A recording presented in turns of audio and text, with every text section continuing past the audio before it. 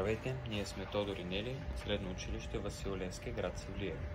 С ръководител госпожа Ива Пейкова, учител по физика и астрономия в нашето училище. В този кратък клип ще ви обясним малко повече за нашия арт-проект, наречен Дракона. Като основни материали сме използвали балса, това е най-лекото дърво, и депрон за направата на крилата. Тялото се състои от 4 части: глава, врат, тяло и опашка. Крилата сме ги направили също от 3 части, като По този начин сме постигнали тази форма.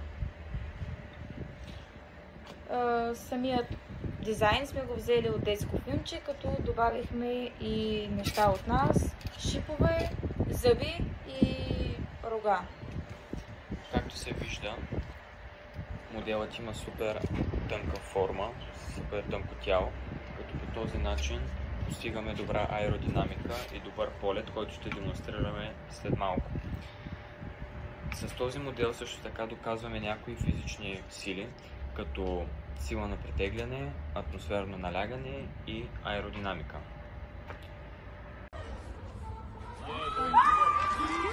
Това беше всичко от нас. Благодарим за вниманието.